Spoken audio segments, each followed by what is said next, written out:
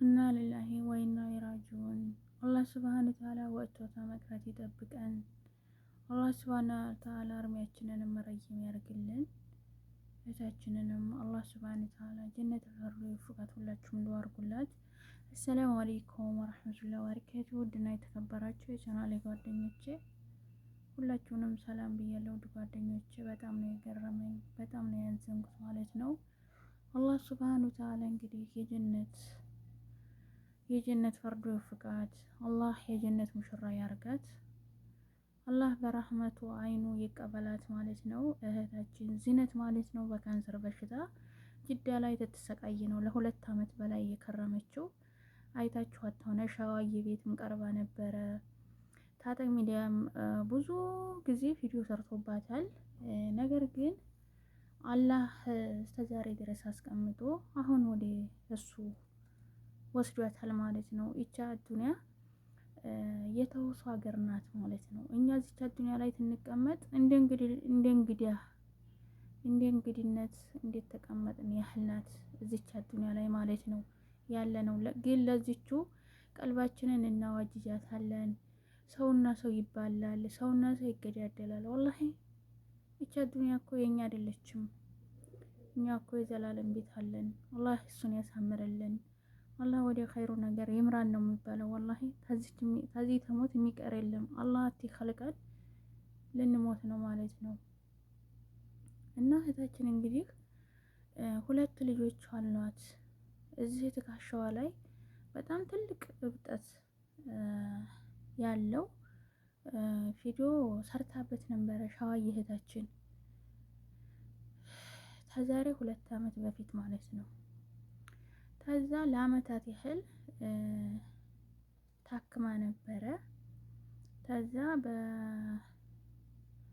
በኬሞ ትታከም ከርማ ያ ኬሞ ሰብስቦላት ተጡሷም ተሁሉም ሰብስቦ ትከሻዋ ላይ አድርጎላት 2016 ላይ ታስታውስ እንደሆነ መልሶ ዙ ታጠቅ ሚዲያ ሊቭ ገብቶ ሸዋዬ ጋር በጨረር ይጠፋልሻል፣ አሁን ይሄ የተሰበሰበው በጨረር ይጠፋልሻል ተብላለችና 2 ልጆች አሏት።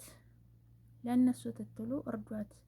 የተጠየቀችው 40 ሺህ ሪያል ነው በሳዑዲ አረቢያ 40 ሺህ ሪያል ነው የተጠየቀችው ለጨረር ተብላ ያንን ተሰባስቦላት ታጠቅ ምን ያላህ ጀዛውን ይክፈለውና ተሰባስቦላት በኬሞ ትታከም ነበር ለአመታት የከረመችው። ትታከም ከርማ አልሆነምና አሁን ወደ አኺራ ሄዳለች። ነገር ግን ለአመታት ያህል ትታከም የኢትዮጵያ ህዝቦች ጅዳ ላይ ያሉት ማንም ይሁን ሰው ቲወዲቅ እንጨት ግንድ ቲወዲቅ ምሳር ይበዛበታል የሚል አባባል አለ። ሰው በደህንነቱ ሰርቶት ይመጣ ነው እንጂ ስራ ፈቶ ቁጭ ሲሉ አይወዱም። ወላሂ እንግዲህ የቤት ኪራያቸውን ነው የሚያስቡት። እኔ ብዙ ሰው አይቻለሁ ማለት ነው። አልሐምዱሊላህ እኔ በራሴ ላይ ታም በብዙ ሰው ስራ ፈተው ቁጭ ሲሉ እነዛ ሰዎች ብዙ ነገር ሀቃቂ ይወጣላቸዋል። እቺ ልጅ እንግዲህ ስራ ፈታለች፣ አትሰራም። 2 ልጆች አሏት፣ ታማሚ ናት። በዚህ ላይ የሰው እርዳታ ነው የምትፈልገው።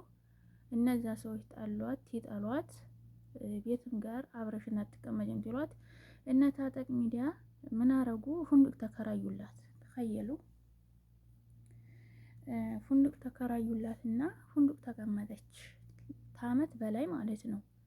ከአመት በላይ ፉንዱቅ ተከራይተውላት ተኸየሉ። ከዛ ያንን ፉንዱቅ እየተቀመጠች ህክምናዋን ትመላለስ ከርማ አሁን ህክምናዋን ትጨርስ የቤት ኪራዩን ማለት ዘለtil ጊዜ ወደ ሀገሯ ትግባ ብለው እንዲህ ስምባሲ ተዛም ተዛ ተብሎ ልጆቿን 2 ልጆች አሏት ሀገሯ ገባች ማለት ነው። ሀገሯ ተገባች ገና ወሯ ነው። ግን ሀገሯ ገብታ ልጆቿን ለእናትና ለአባቷ አስረክባ ወደማይቀረው ሀገር ሄዳለች ማለት ነው። አላህ ሱብሃነሁ ወተዓላ የጀነት ሙሽራ ያርጋት።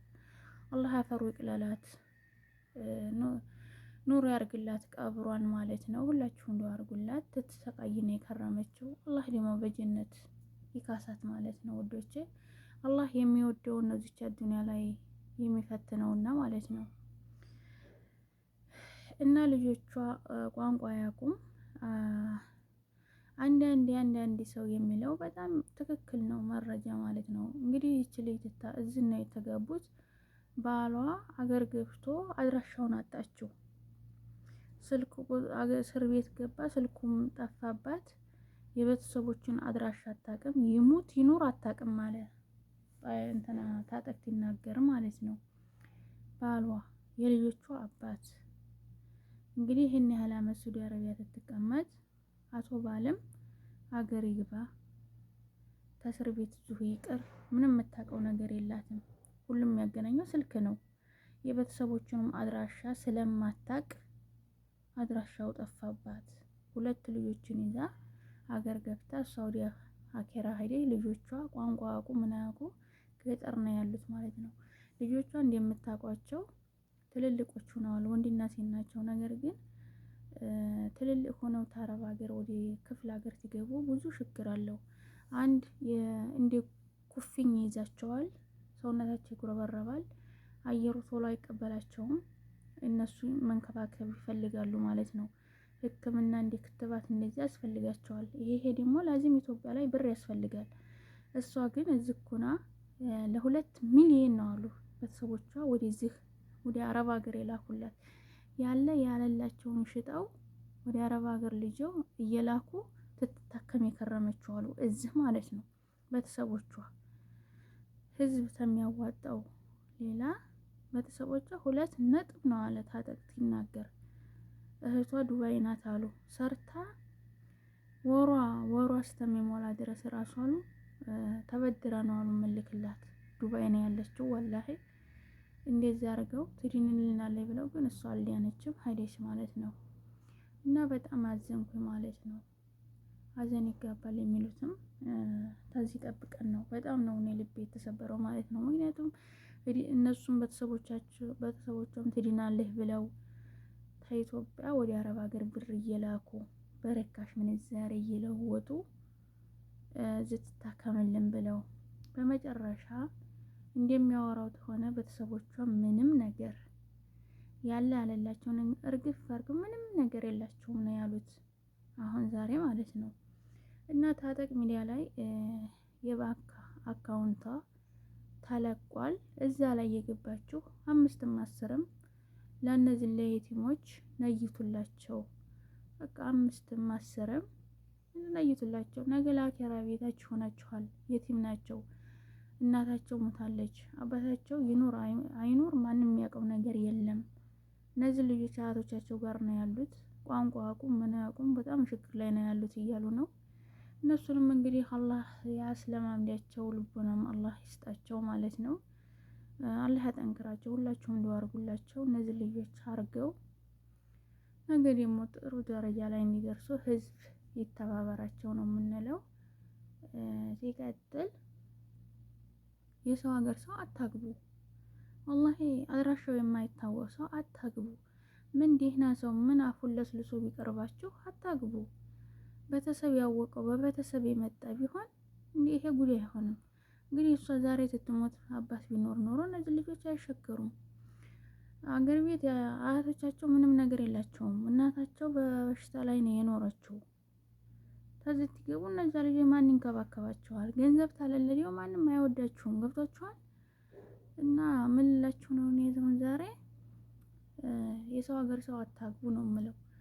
ሞት አይቀርም። ሞት ፍርድ ነው። ለማንም አትቀርም። ሁላችንም በእያንዳንዳችን ሞት አለች። ግን አላህ የዛን ቤት ያሳምርልን፣ ኸይር ነገር ያሰራን፣ ተክፉ ነገር አላህ ይጠብቀን ማለት ነው። ከሸይጣን አላህ ይጠብቀን።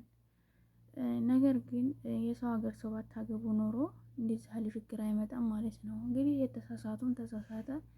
እንግዲህ ማስጠንቀቂያ ትምህርት ይሆናል ማለት ነው። እንደዚህ ያለ መረጃ ሲመጣ ለሰሚው ህዝብ ትምህርት ነው ማለት ነው። ለሰሚው ህዝብ ትምህርት ይሆናል ማለት ነው። ልብ ላለው ልብ ይላል። ገብታችኋል አይደለ? እና ይሄንን እላችኋለሁ ውዶቼ። በተረፈ እንግዲህ ላይታችሁ ሁላችሁም ዱአ አድርጉላት። አላህ ሱብሃነሁ ወተዓላ ጀነተል ፈርዶስ ይወፍቃት ያላችሁ ዱአ አድርጉላት ማለት ነው። ክፉ በሽታ ነው፣ ካንሰር በሽታ ስተስሙ ራሱ ያስጠላት ይዘገነን ማለት ነው።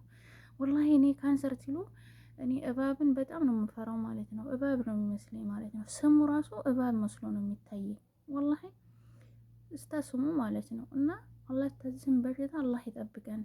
በካንሰር በሽታ የሚሰቃዩ ወገኖቻችንንም አላህ ሱብሃነሁ ወተዓላ አቅሎላቸው አላህ ያድናቸው። አላህ ሸፋኡን በቅርቡ ያርግላቸው። ሁላችሁም ዱአ አርጉላቸው።